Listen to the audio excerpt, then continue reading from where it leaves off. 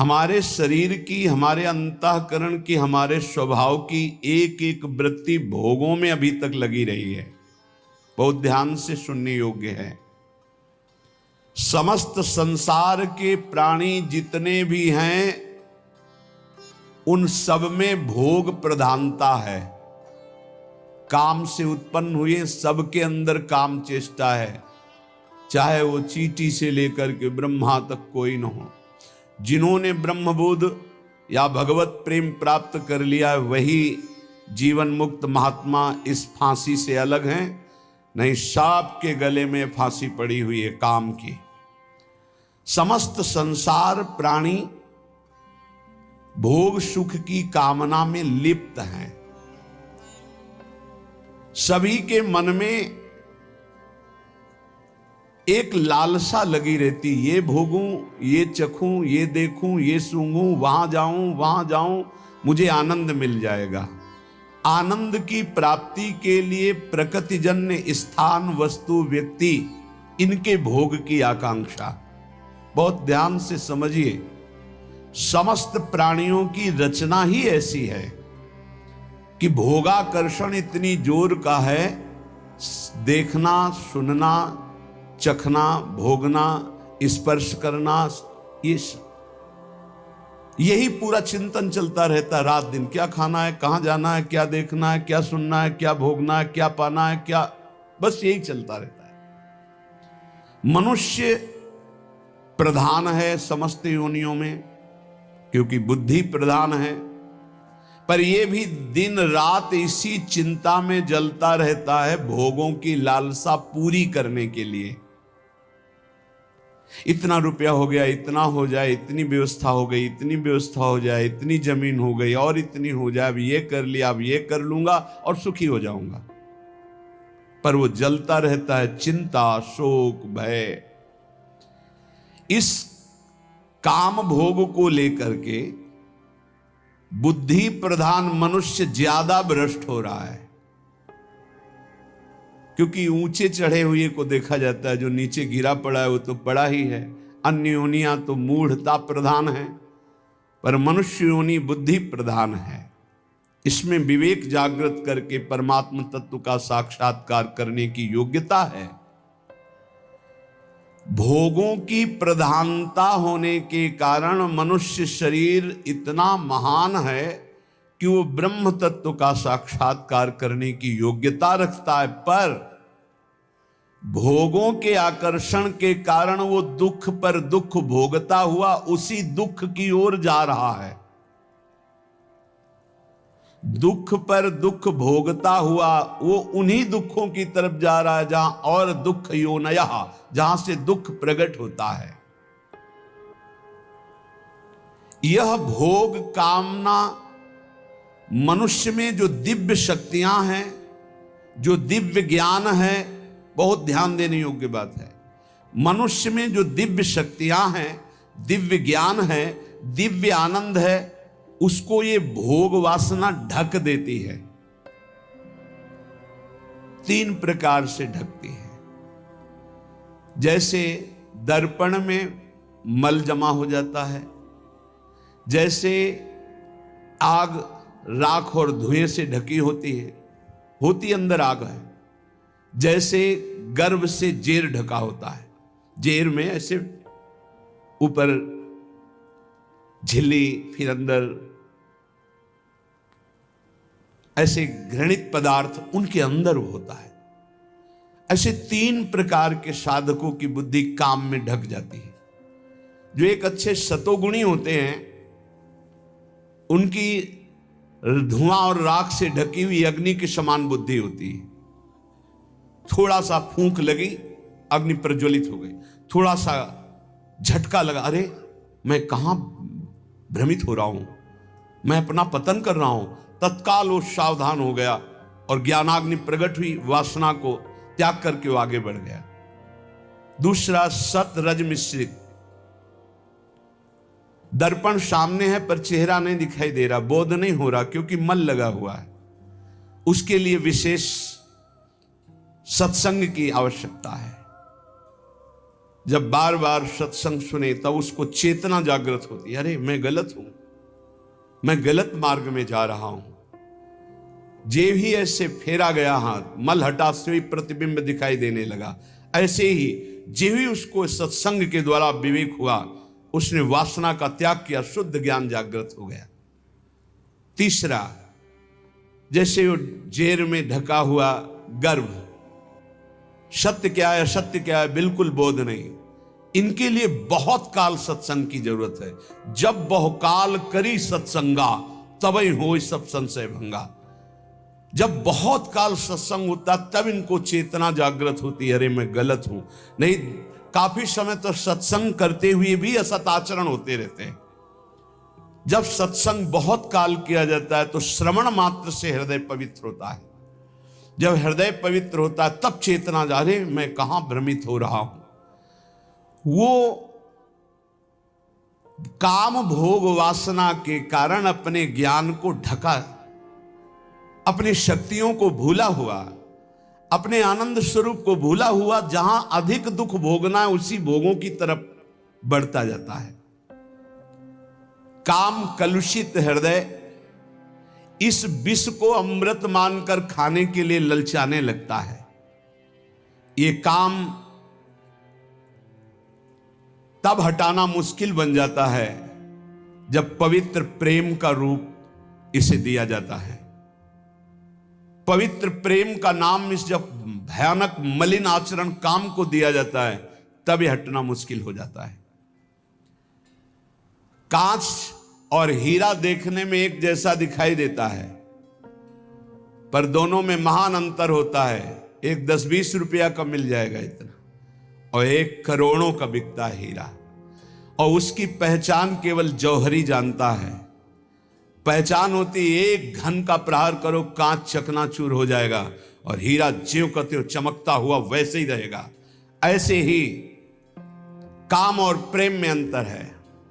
काम सुख वांछा, जहां प्रतिकूलता है तो चूर चूर हो जाएगा वो, और प्रेम प्रतिकूलता में निखार आता है। कोई असली प्रेमी ही पहचानता है कि प्रेम किसे कहते हैं और काम किसे कहते हैं। बिरले ही कोई होते हैं जो प्रेम को जानते नहीं तो काम को ही प्रेम मान लेते हैं।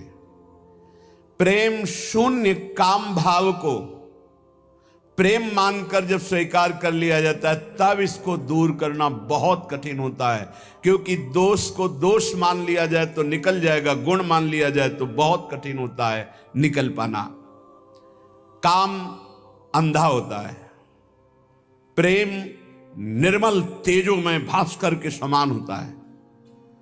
जैसे अंधा मनुष्य कम से कम अपने को तो जानता है, लेकिन कामांध पुरुष तो अपने को भी नहीं जानता कि मैं क्या करने जा रहा हूं, क्या कर रहा हूं, क्यों कर रहा हूं, इसका परिणाम क्या होगा, वो इसे नहीं जान पाता। कोआ मदांधो, अंधों में अंधा बड़ा कौन है? बोले मदना तुरोवा, जिसे काम व्याप्त कर लिया, अधीन कर लिया, सबसे बड़ा अंधा है, उसको कुछ नहीं दिखाई देता। कामांध मनुष्य अपने हित को भी नहीं जानता, इसलिए अंधों में बड़ा अंधा कामांध है। काम उदय होने पर विद्वान की विद्वता, त्यागी का त्याग, तपस्वी की तपस्या, साधु की साधुता, वैरागी का वैराग्य क्षण मात्र में नष्ट हो जाता है, क्षण मात्र में नष्ट हो जाता है। कामांध मनुष्य अपना तो कल्याण कर ही नहीं सकता, बल्कि उल्टा अपना सर्वनाश कर लेता है। काम की दृष्टि अधा होती है, अधो अंगों में होती है। जनेंद्री में, जनेंद्री की तृप्ति में या और इंद्रियों की तृप्ति में प्रेम का लक्ष्य ऊर्ध्वतम होता है, दिव्य होता है, चैतन्य घन होता है, और वो सिर्फ श्री कृष्ण से होता है, हरि से होता है, प्रभु से होता है। काम आत्मबंधन, प्रेम जीवन मुक्तता। प्रेम से दिव्य भगवदानंद का दुर्लभ आस्वादन मिलता है। काम प्रतिपल हृदय को जलाता रहता है, शरीर की शक्ति को क्षीण करता रहता है, किसी भी काम में मन न लगना, कोई भी कार्य सुचारू पूर्वक न होना, ये बहुत दुर्गति कर देता है। कामेर तात्पर्य निज संभोग केवल, कृष्ण सुख तात्पर्य प्रेम तो प्रबल। लोक धर्म, वेद धर्म, देह धर्म, कर्म, लज्जा धैर्य देह सुख, आत्म सुख मर्म, सर्व त्याग करिए करे कृष्णेर भजन, कृष्ण सुख हेतु करे प्रेमेर सेवन। अतएव कामे प्रेमे बहुत अंतर, कामंदतम प्रेम निर्मल भास्कर। जब मनुष्य की कामना शरीर में केंद्रित होती कि शरीर भोग कर सुखी होऊंगा, उसका ज्ञान ढक जाता है, उसकी दिव्य शक्ति ढक जाती है, उसका आनंद ढक जाता है और बड़ा नीच होता चला जाता है वो। और जब सत्संग के द्वारा हमारी चित्त वृत्ति केंद्रित होती परमात्मा में, प्रभु में, श्री कृष्ण में, श्री हरि में, प्रियाजू में, तब वो दिव्य प्रेम बनता है। प्रेम शब्द केवल भगवत चरणारविंद में जुड़ने से होगा। संसार में प्रेम नहीं होता, काम होता है, राग होता है, मोह होता है, आसक्ति होती है। जिस उपासक को निजेंद्रिय तृप्ति की इच्छा जागृत रहती है, ये खा लूं, ये भोग लूं, ये देख लूं, ये सुन लूं, वहां चला जाए, वहां का खाया जाए, ऐसा किया जाए, वो भोग सुख कामना जितनी बढ़ती चली जाएगी उतने वो राक्षस होता चला जाएगा, पशुता आती चली जाएगी, आसुरी भाव बढ़ता चला जाएगा, उसमें वो जान नहीं पाएगा आसुरी भाव, उतना ही वो निकृष्ट होता चला जाएगा। और जितना भोग सुख कामना का त्याग होता जाएगा उतने शांति आती जाएगी। त्यागात शांतिरंतरम। और शांति में चिंतन जो होता है, फिर सही दिशा हम निर्णय कर पाते हैं जब हृदय शांत होता है। शांत कब होता है? त्यागात शांतिरंतरम। जब भोगों के सुखों का त्याग, तो तत्काल शांति हृदय में, और उस शांति से वो फिर भाव दशा की तरफ बढ़ता है। वो उतना ही महान होता जाता है जो जितना काम सुख का त्याग करता जाता है। जो शरीर भोग सुख को सर्वथा भूल करके एकमात्र परमात्म चिंतन में रमा रहता है, उसे ही महापुरुष कहते हैं। महापुरुष कौन है? जो मदन सुख, जो मोहाशक्ति और जो मद, तीनों पर विजय प्राप्त किए हुए हैं। तीन मकार पर जो विजय प्राप्त किए हुए महापुरुष है। जो काम विजयी है, जो अहंकार विजयी है, और जिसकी कहीं भी मोह ममता नहीं है, एकमात्र प्रभु श्री हरि में, वही महापुरुष है। जो निरंतर भगवदाकार वृत्ति में डूबा हुआ है, शरीर सुख छोड़कर, वही महापुरुष है। जिनका आत्म सुख सदा सर्वदा प्रभु के सुख में परिणित हो जाता है, उन महापुरुषों द्वारा जगत का कल्याण अपने आप प्रारंभ हो जाता है। वो जगत बंदनी, उनकी तुलना में कोई भी तपस्वी या कोई भी नहीं हो सकता। जो निरंतर भगवान के चिंतन में डूबे हैं, शरीर सुख के त्यागी हैं, उन महापुरुषों के द्वारा जगत मंगल स्वयं होता है। उनको संकल्प नहीं करना पड़ता, उनकी बराबरी कोई नहीं कर सकता। जो प्रेमी जन होते हैं वो इष्ट सुख प्राणा होते हैं। अपने इष्ट के सुख में निमग्न रहने वाले, अपने इष्ट को प्राण समर्पित करने वाले, जैसे भगवान श्री कृष्णचंद्र जी गीता में कहते मदगत प्राणा, मच्चित्ता मदगत प्राणा बोधयंता परस्परम। जो मेरे में सदैव चित्त लगाए हुए हैं और मेरे को प्राण समर्पित कर दिए हैं। अब जीने मरने की परवाह नहीं, अब भूख प्यास की परवाह नहीं, अब दुख सुख की परवाह नहीं, क्योंकि मेरे प्राण प्राणनाथ को समर्पित है। उनका सहज सुख हो जाता है भगवदानंद। जैसे अभी सहज सुख है विषयानंद, हमारी वृत्तियां सहज में विषयानंद में जाती है, ऐसे उन महापुरुषों का सहज चिंतन, सहज आनंद भगवदानंद होता है।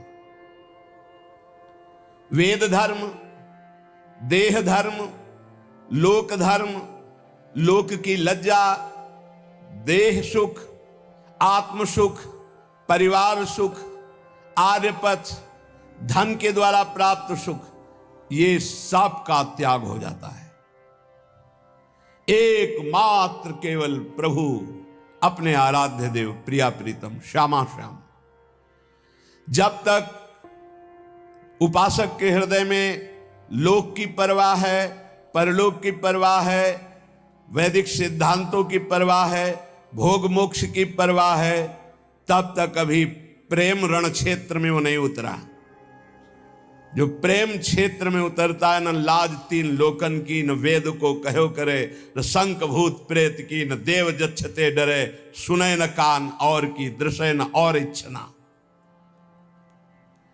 जो अपने इष्ट देव के लिए सर्वस्व का त्याग करके, निज सुख का विस्मरण करके केवल इष्ट सुख में तन्मय हैं, उन्हीं को प्रेमी कहते हैं, उन्हीं को प्रेमी कहते हैं। इस शरीर सुखों को प्रेमी नहीं कहते। निज सुख कामना को जब प्रीति रस की उपाधि दी जाती है, तब वो मलिन हो जाती है।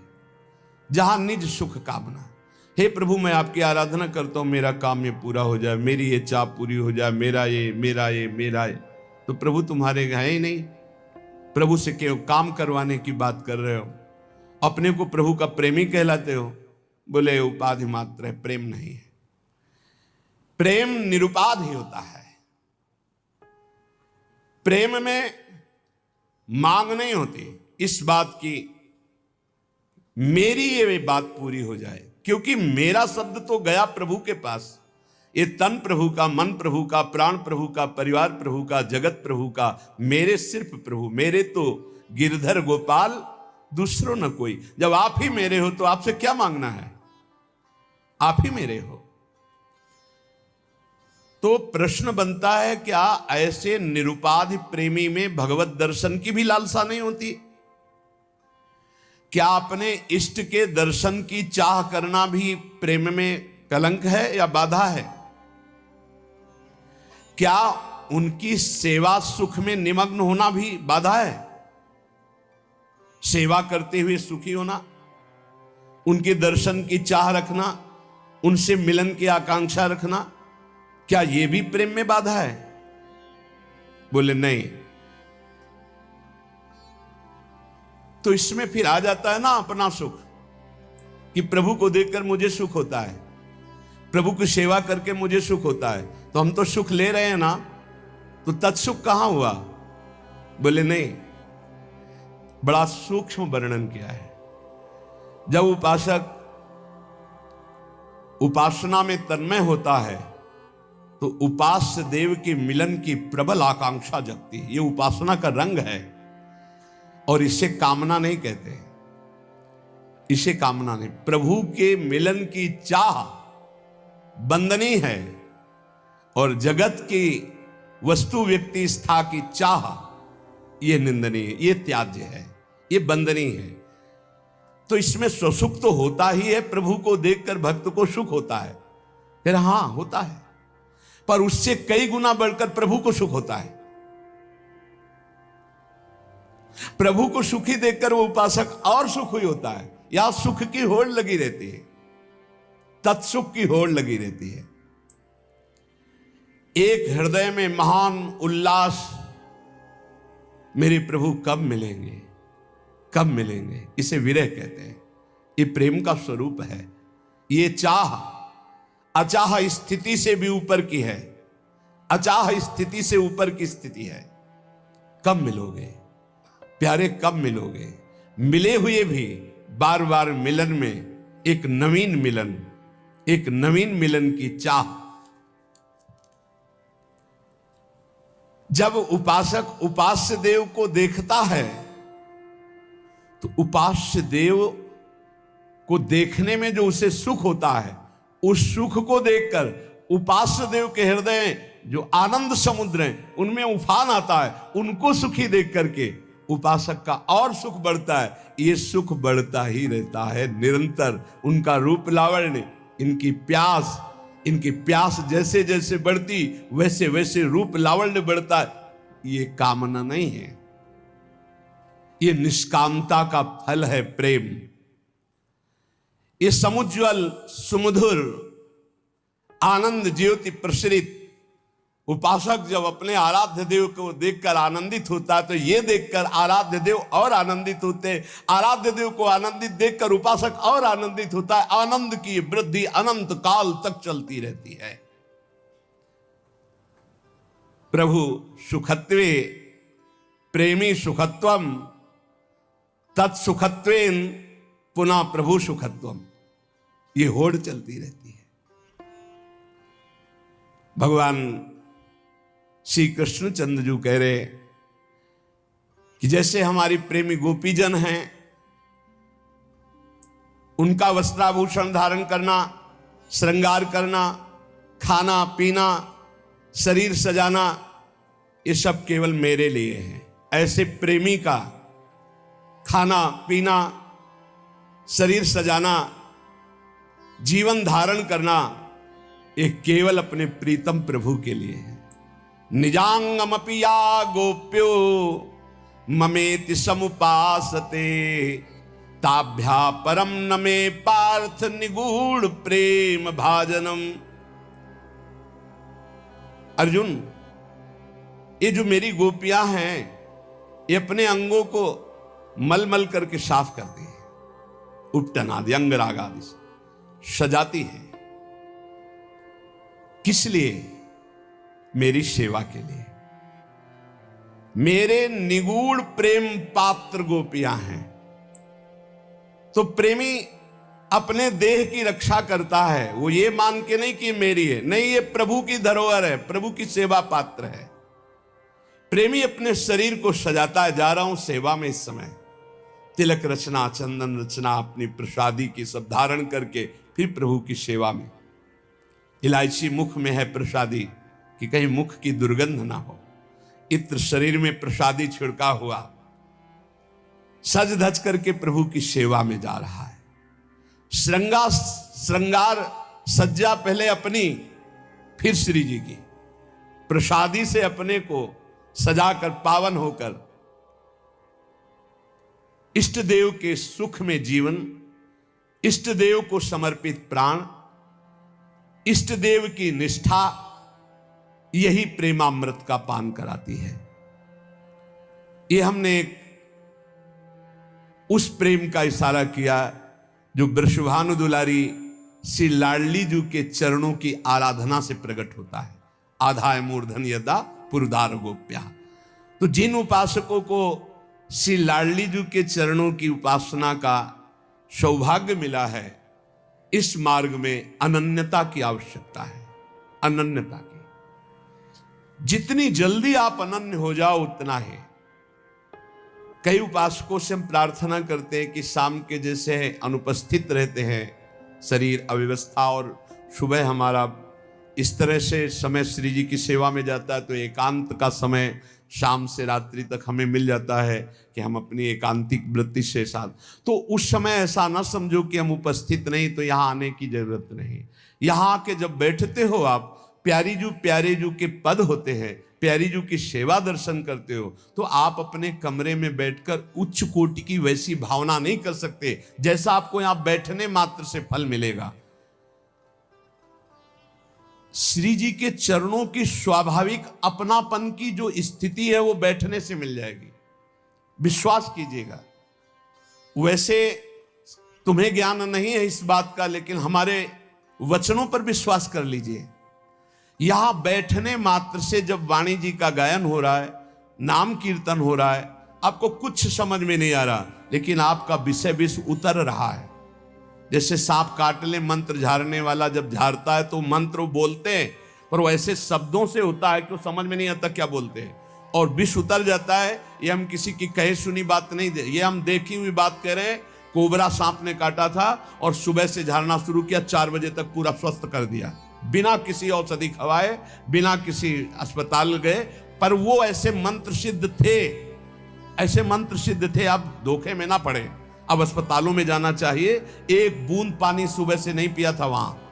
जब उनको पानी पिलाने की बात हुई, जलपान आदि कुछ, तो उनका इस गांव का पानी नहीं पीऊंगा, ये हमारे मंत्र की सिद्धि है। अगर हम लोगों ने पानी पी लिया तो काम नहीं करेगा मंत्र। और देखा था 4-6 घंटे के अंतर्गत कोबरा सांप से पूरा शरीर नीला होने जा रहा था, नीम के पत्तियों से झाड़ झाड़ करके। ये हम किसी कही सुनी बात नहीं कह रहे और ये देखी हुई बात कह रहे हैं, बिल्कुल हम प्रमाणित बात कर रहे हैं। पर वो मंत्र नहीं समझ में आ रहे थे क्या, पर विष उतर रहा था ना। ऐसे ही आप यहां बैठे हो, पता नहीं चल रहा क्या गा रहे हैं, पर वो आपका विष उतर रहा है मायाकृत, और आप निर्मल हो जाएंगे पक्का। हरिवंश महाप्रभु कहते हैं, जय श्री हरिवंश यथामति बरनत, कृष्ण रसामृत सार, श्रवण सुनत प्रापक रति राधा, पद अम्बुज सुकुमार।